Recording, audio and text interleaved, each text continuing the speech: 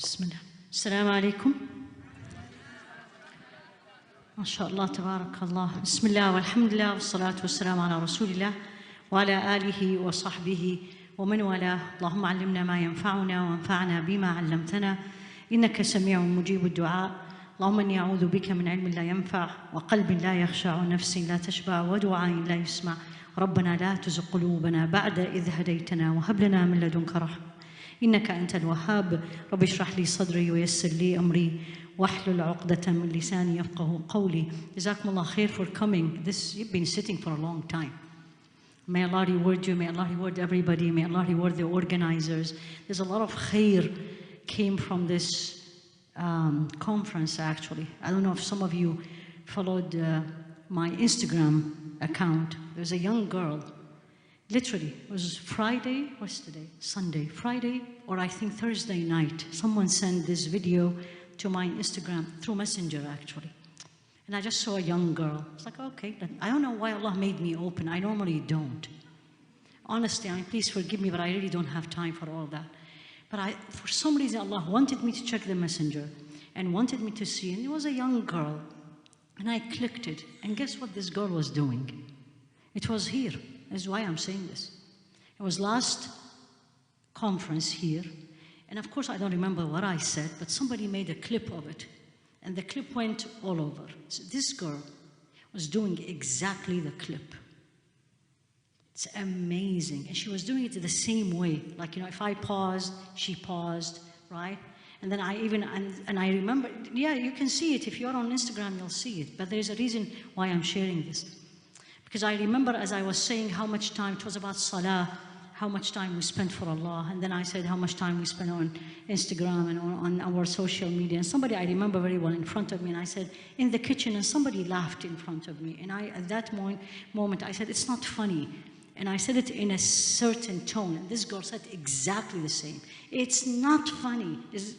Anyway, her mother, this is what I want to say. And the reason I said this, because I was asked about 6 or 8 months ago, I was in upstate New York, and the board of a masjid with the imam asked me this question. If you are in the da'wah, and my beautiful sisters and mentors and teachers here on the left, they know, you sometimes reach a point where you say, this is getting nowhere. From what you hear, you don't see it, we see it, we hear it. So the sheikh was asking me, and he says, Dr. Haifa, do you think what you are doing is bringing any fruit? And I know why he was asking this. And I said, Wallahi, ya Sheikh, I don't know. Allah knows. And nobody is going to praise themselves. But I can tell you, every now and then, I get an email or I get something that gives me hope. And Allah sent me this, and then I didn't know who's this woman. So I actually responded, which I rarely do that. I responded on the messenger and says, who's this girl? And her mother responded. Now this is for all of you. She said, she's 11 years old. Where does she live? Australia. In a city, I don't know where is this place. And she said she loves the videos and she memorized them. Now 2 things came to my mind first. Who introduced her to these videos? That's what I want you to know. This is 11 years old. I doubt she has an Instagram account. And she looks actually like 9. So it is the mother. So here you are, mothers. What do you watch? What do you see? It comes to your home and has an influence. And you just heard all the beautiful stories. And then the encouragement. This is what really impressed me. Because who posted this? It's the mother. Because at the end, the mother was communicating with me, and I took her permission. It's like, is it okay if we post it online? And then the team did this, where they put mine and hers. I was talking, she's talking, so that you know this is. So the idea, what I'm trying to say is, whatever you do in the house, negative or positive, it has an impact on your children. So don't blame the school. And I'm not saying the school has no impact, but don't blame the school first. Don't blame the friends first. The thing that you need to always look internally to yourself is what impact I had on my children, on my family, on the community, and on the society. And that's what we have been learning since 1 o'clock. A good number of you probably don't know the names. You may have heard of Ayman, but I don't know how many of you knew her name was Barakah. But what an impact she had. So what I want to end up with, and subhanAllah, I didn't choose Nusaybah, but I was hoping I would be assigned Nusaybah. Literally, at first I wanted to text Ustad Husay and I was like, give me Nusaybah. But I was like, no, let Allah choose for me. Honestly, I always like Allah to choose for me, because Allah is the best one who chooses for you. And then she texted and says Nusaybah, and I said, subhanAllah, this is what I wanted. The question, all of you, before I even talk about Sayyida Nusaybah, who are you? From all what you heard, who are you? And number two, what impact, what legacy you're going to leave after you? Who's going to talk about you in 100 years from now? Who's going to remember your name? Which conference is going to mention you? True or false? What do I need to do? I have to do something. Majority of people don't do. It has to be very hard. It has to be very difficult, against the flow. And if you listen to all these stories, what was the common between everybody? They were different. They did something nobody else did. They said something nobody else said, and I'll come to Sayyida Nusaybah. This is what you all need. This is why we do these conferences. It's just not only general information. You can type the name Barakah and you will get it on the internet. But that's not the goal. The goal is you. 10, 20, 30, 50 years from now, we're all going to be gone. What did I leave? Some of these ladies didn't have children, or their children died before them, like Sayyida Nusaybah. But what a legacy they left. So this is the first thing every woman, and I focus on the woman, what legacy you're going to leave behind you. And for the youth, what's your goal? I don't want to hear college name. Honestly. And I don't want to hear, I want to do this and I want to do that. I want to hear what legacy you're going to leave. And what did you do for Islam? What did you do for Islam? That was very hard, very difficult, and majority of people did not do it. And this takes us to Nusaybah, Amara, as they call her. Who is she? We don't even know her age. We don't know anything about her before she became a Muslim. Very different from the others. Nobody knows. Why?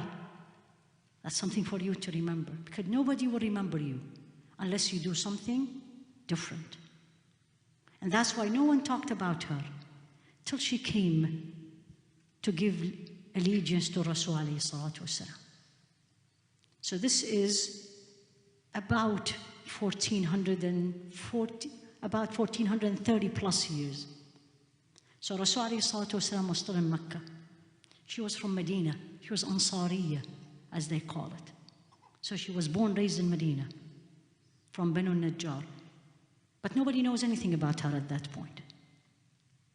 And then Rasul alayhi salatu wasalam sent the first ambassador in Islam. Who was that?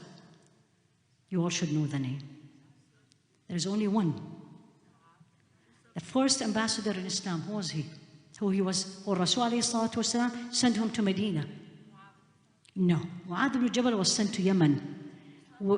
I heard it. Yes, Sayyidina Mus'ab ibn Umair was the first ambassador who Rasul alayhi salatu wasalam wanted to see if he will migrate to Medina. Will that be a good place? Planning, investigating, researching, searching. So he did. And Sayyidina Mus'ab ibn Umair did an amazing job. What happened afterward? You all know this. But I don't want to talk about the seerah. I want to talk about points that should impact you and me as a woman. 74 people from Medina decided to come to Mecca and meet Rasul alayhi salatu wasalam. 74. How many women among them? How many women? Only 2. What's the ratio? It doesn't matter the number. It doesn't, what matters is, what did you do? So, Amara and Asma, both of them. They didn't jump on the Rasul alayhi salatu wasalam, and I'm coming and I have to do this. You can be very powerful and impactful, but in the right way. You don't even have to raise your voice. You don't have to go and write and do, but do the right thing. So what did they do? They wanted to give allegiance to Rasul alayhi salatu wasalam. This is Bay'atul Aqabah, the second one. She left Medina. She came with her husband and 2 of her sons and her sister, coming to Rasul alayhi salatu wasalam. But they didn't go to him and says, I want to do it. She sent the husband of Asma to Rasul alayhi salatu wasalam, and he said, Ya Rasulullah, the woman wants to give you the allegiance like the man. And what did he say? You need to know this, because there's a hukum here. There's a fiqh ruling we're going to learn. What did he say? What did he say? You're close, but what did he say? He said, that's fine. Let them come and give the allegiance, but I will not shake their hands. Because normally, how do you give allegiance to someone? You put your hand on top of their hand. He said, I will not. Did they get offended? Why me? Discrimination? Because I'm a woman? You know my point? Again, I'll say this every time I speak to women. Don't fall in that trap. Focus on the goal. They came because they want to make a statement. What was the statement that Nusaybah did on that day? That the woman faith is as strong as the man faith. And whatever it will take to show this faith, she'll do it. So she came, gave the allegiance to Rasul alayhi salatu wasalam, went back to Medina. Nobody knows much now. Till when? Till when? Where do we know her? Uhud, exactly. How many years? At least 5, right? At least 5 or 6. Uhud after Badr. What happened here? Women always, when they go for expeditions with the Rasul alayhi salatu wasalam, what do? They usually, in the back, serve the fighters or take care of the wounded. And that's what she did. Now, if you learn the rest, you will say, anybody else in this day, no. I don't want to stay in the back. No. I am as strong as them, I want to be in the front. Are you getting my point? She didn't. She was in the back. When did she come to the front? And this is a lesson for all of you. Wait till Allah uses you. Don't jump to it. She didn't go out to make a statement. And so history will talk about her. And Rasul alayhi salatu wasalam said this famous more than one statement about her. That's not her purpose. She went to serve Allah. She went to serve Allah the way usually woman serves Allah. But Allah had another plan for her. And what happened? What happened? Come on. It's Uhud. So as long as the Muslims were winning, she was in the back. Now what happened? You all know the story. Now things turned around. And what happened to the Muslim? The fighters, companions, what happened? They ran away. And this is how it's described. And if you read, you will find the same description. Very few people, they said, less than 10 companions, Sahaba, ran away. Very few, less than 10, stayed shielding Rasul alayhi salatu wasalam. Who was it? One of them was she and her son. She and her son. She didn't go for that. But when the opportunity comes in to serve Allah, to do something most don't do, she was there. And what happened? She did not go out as a fighter, so she doesn't even have a shield. She ran with only her sword and bare, nothing, and the Rasul ﷺ is behind her. The fighters were running, and the Rasul ﷺ looked at one. There's no name, and he had a shield. And he said, if you are not fighting, give me the shield. He gave him the shield, and he gave the shield to Sayyidah Nusaybah. You know what is this? Again, when Allah wants to use you, He creates the opportunity for you. And He facilitated. And He facilitated in a way, perfection. Don't do it. Don't do it with yourself, meaning ask Him to use you. But don't put orders to Allah, as I say this to myself. I want it this way or that way. I want to serve you, Ya Rabbi. You want me to serve you as a speaker? I'm here. You want me to serve you as the person who cook the food, to serve the people who attend the conference? I'm there. You know what I'm saying? Don't pick and choose. This is the deen of Allah. He chooses where He wants you and where He's going to use you. And the result is the same. So her son comes in. She had two. Both of them died. But not in Uhud. Habib and Abdullah. So Habib was running, and he had a wound in his arm, bleeding.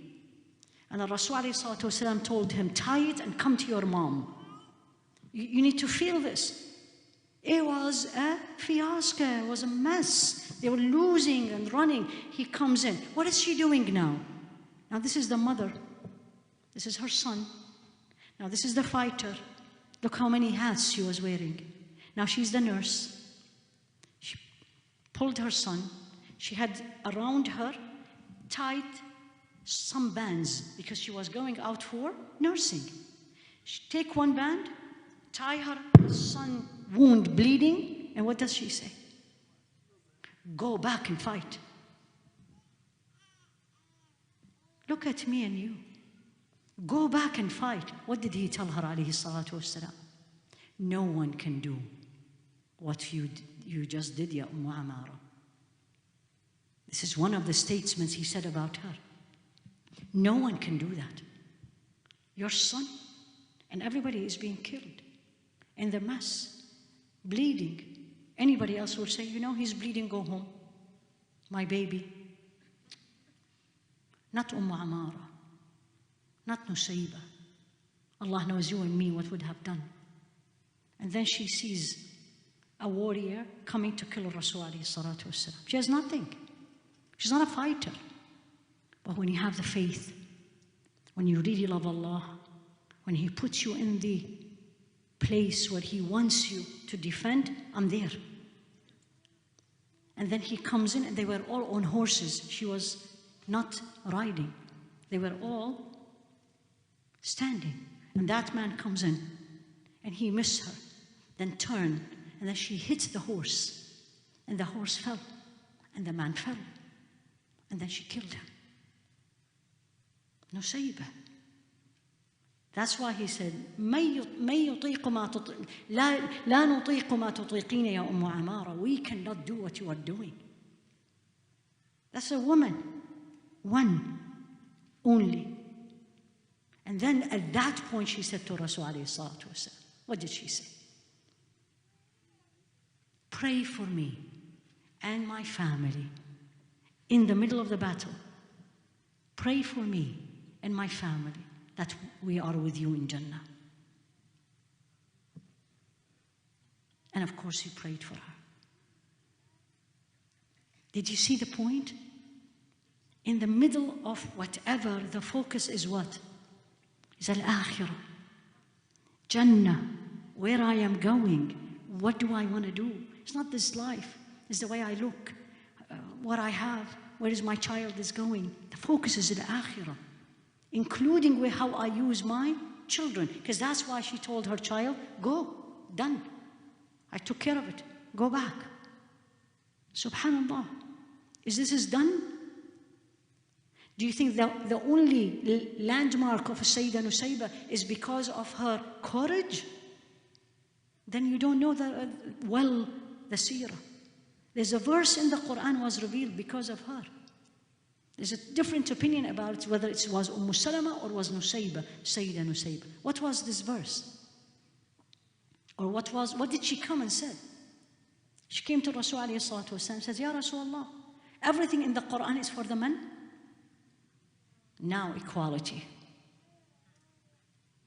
Now I want my rights. But what rights she was looking for? She said, Ya Rasulullah, all the rewards goes to the men. The rewards goes to the men. What about us? And then Allah revealed. It's in Surah Al-Ahzab, which most of you, inshallah, you know the verse. إن المسلمين والمسلمات والمؤمنين والمؤمنات والقانتين والقانتات والصادقين والصادقات والصابرين والصابرات والخاشعين والخاشعات والمتصدقين والمتصدقات والصائمين والصائمات والحافظين فروجهم والحافظات والذاكرين الله كثيرا والذاكرات أعد الله لهم مغفرة وأجرا عظيما. And this is one of the few verses where Allah divided the gender. You're a Muslim, she or he. A believer, she or he.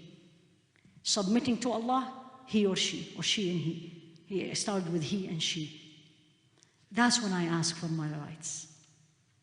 That's when I want to be equal, if not in the front run. It's not everything. That's a Sayyida Nusaybah.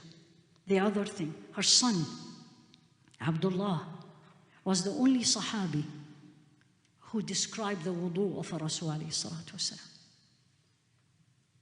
What an honor. All these Sahaba, it's her son described. Third thing for her, another hukum. So I want you to know it's not about courage only. What she has that we all need, especially this day and age, the yaqeen, the certainty, the unshakable faith, I call it. This is who she was. Unshakable faith. I am a servant to Allah wherever, Ya Allah, you put me. So Rasul alayhi salatu wasalam came to visit her. What was she doing? She was fasting. He was not. Alayhi salatu wasalam. She served him food. And he said, why you are not eating, Ya Nusaybah? Amara said, I'm fasting, Ya Rasulullah. What did he tell her? Anybody knows? Yes. He said to her, the angels pray for the house that the owner is fasting and he serves food to people. What a faith, practicing faith, courage. Uhud was not the only one. She was involved in one of the most unique allegiance to Rasul alayhi salatu wasalam. And that's what they say. If you read about her, they tell you she is one of those who Allah said, I am pleased with her. Can you claim this? Can I claim this? How dare I am. But this one is not a claim. It's true. It's a fact. Allah subhanahu wa ta'ala said in Surah Al-Fath, لَقَدْ رَضِيَ اللَّهُ عَنِ الْمُؤْمِنِينَ إِذْ يُبَايِعُونَكَ تَحْتَ الشَّجَرَةِ فَعَلِمَ مَا فِي قُلُوبِهِمْ فَأَنزَلَ السَّكِينَةَ عَلَيْهِمْ وَأَثَابَهُمْ فَتْحًا قَرِيبًا. Let's translate. Allah said, Allah is pleased. عَنِ الْمُؤْمِنِينَ, the believers. But who are they? Which one? Not everybody. This is specific. Those who gave you allegiance under the tree. She was there. Second. And this which allegiance is when Sayyidina Uthman went to Mecca and the news came in that he was killed. And our Rasul alayhi salatu wasalam says, who is going to give me allegiance will be with me and we will get our revenge against or for Sayyidina Uthman. It was a rumor. She was there. Billah alaykum. When I was reading this, when I was writing and preparing this, I took a pause and I said, Can I say لَقَدْ رَضِيَ اللَّهُ عَنِ الْمُؤْمِنِينَ on myself? Can I claim it? Do I even have the audacity to say it? Of course she said it. And of course she can say it with full confidence. Why? Because Allah said it. Allah said it. Her son, so now she's a mother.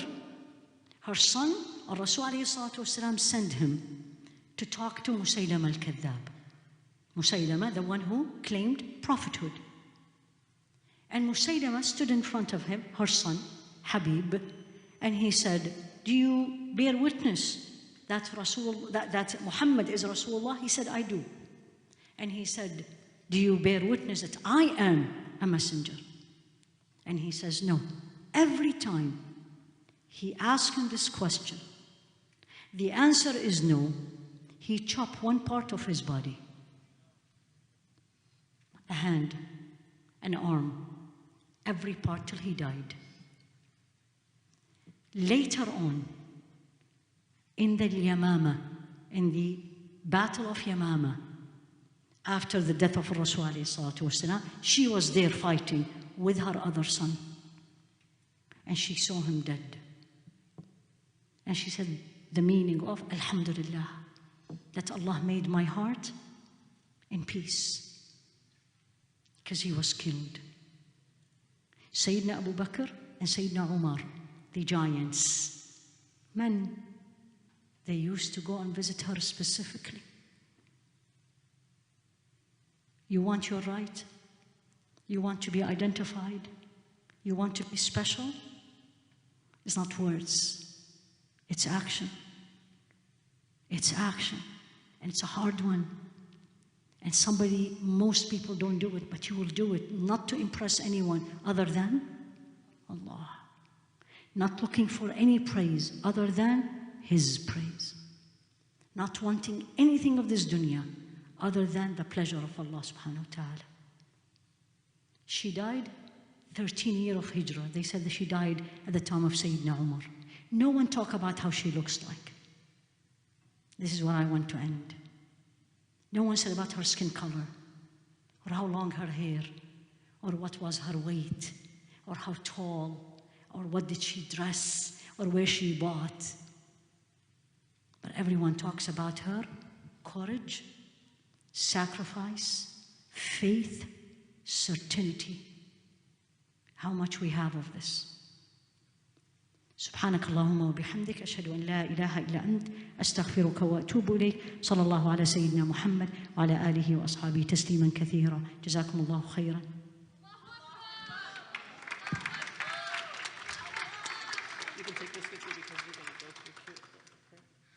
Assalamu alaikum. Jazakumullah khairan, Dr. Haifa. What a beautiful conclusion, mashallah. She has a very unique way of summarizing and also presenting her